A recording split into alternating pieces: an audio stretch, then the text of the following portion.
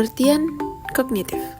Kognitif adalah sebuah aktivitas mental yang membuat suatu individu mampu menghubungkan, menilai, dan mempertimbangkan suatu peristiwa, sehingga individu tersebut mendapat pengetahuan setelahnya. Kognitif ini erat sekali dengan tingkat kecerdasan seseorang. Contoh kognitif bisa ditunjukkan ketika seseorang sedang belajar, membangun sebuah ide, dan memecahkan masalah. Selanjutnya, pengertian menurut para ahli. Yang pertama, menurut Piaget, yaitu bagaimana anak beradaptasi dan menginterpretasikan objek dan kejadian-kejadian di sekitarnya. Menurut Williams dan Susanto, yaitu cara individu bertingkah laku, bertindak, dan cepat lambatnya individu saat memecahkan masalah yang sedang dihadapi.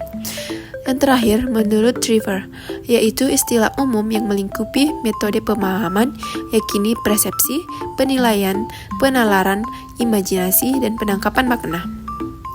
Selanjutnya, yaitu fungsi kognitif. Yang pertama, perhatian. Perhatian merupakan penyeleksi rangsangan yang nantinya menjadi fokus perhatian dan bisa diabaikan secara bersama. Rangsangan yang dimaksud bisa berupa bau, suara, maupun gambar. Yang kedua, memori dan daya ingat. Memori atau daya ingat berkaitan dengan tingkat kefokusan seseorang. Semakin fokus, semakin baik memori atau daya ingat. Hal ini menunjukkan bagaimana suatu informasi akan ditransfer dan disimpan di dalam otak. Yang ketiga yaitu fungsi eksekutif. Fungsi eksekutif merupakan fungsi yang mengarahkan manusia untuk menjadi perencana dan melaksanakan sesuatu yang telah ia rencanakan. Nah, dari sinilah seseorang terlihat bagaimana cara menyelesaikan setiap permasalahan. Yang keempat, kemampuan berbahasa. Kemampuan bahasa berkaitan dengan bagaimana seseorang mampu menyusun sebuah kata-kata saat berkomunikasi dengan orang lain. Setiap orang memiliki kemampuan bahasa yang berbeda-beda, bergantung dari kognitifnya. Yang terakhir yaitu merasakan dan mengenali. Merasakan dan mengenali kehadiran fungsi kognitif membuat seseorang bisa merasakan dan mengenali segala sesuatu di sekitarnya. Misalnya membedakan antara jeruk dan lemon, semangka dan melon, dan seterusnya. Kemudian yaitu teori belajar kognitif.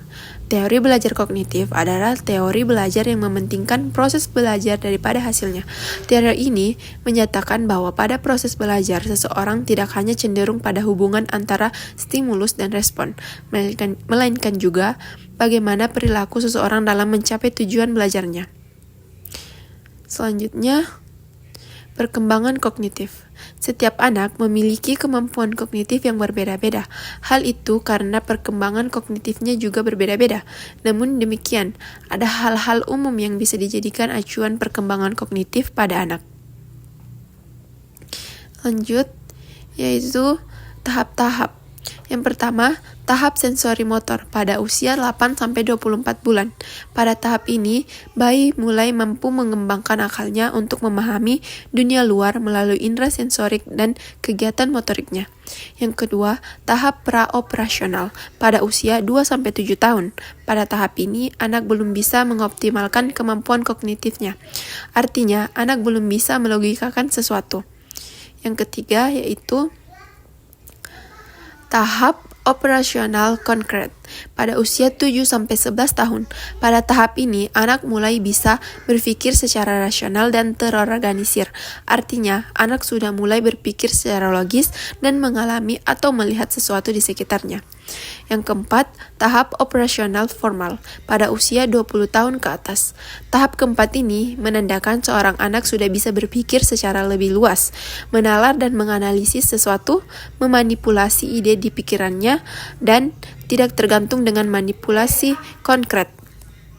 Selanjutnya, yaitu taksonomi Bloom. Pada level 1, level ini menunjukkan tingkat kemampuan yang paling rendah karena hanya menuntut pengetahuan dan pemahaman peserta didik. Jika mengacu pada taksonomi Bloom, soal level 1 ini mencakup soal C1 yaitu mengingat dan C2 yaitu memahami. Selanjutnya level 2. Pada level ini, tingkat kemampuannya tentu lebih tinggi daripada level 1 karena menuntut peserta didik untuk mampu menerapkan. Jika mengacu pada taksonomi Bloom, soal level 2 mencakup soal C3, yaitu mengaplikasikan. Level 3, tingkat kemampuan soal pada level ini paling tinggi di antara dua level sebelumnya karena menuntut peserta didik untuk bisa menganalisis, menyintesis, dan mengevaluasi. Jika mengacu pada taksonomi Bloom, soal level 3 ini mencakup soal C4 yaitu menganalisis, C5 yaitu mengevaluasi, dan C6 yaitu menciptakan.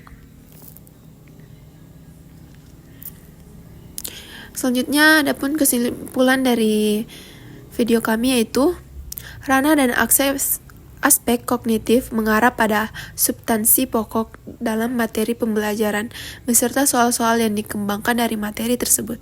Pembelajaran di ranah kognitif mengacu pada tingkat kecerdasan seseorang, misalnya pengetahuan dan keterampilan berpikir.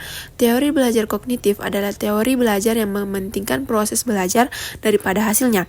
Teori ini menyatakan bahwa pada proses belajar, seseorang tidak hanya cenderung pada hubungan antara stimulus dan respon, melainkan juga bagaimana perilaku seseorang dalam mencapai tujuan belajarnya.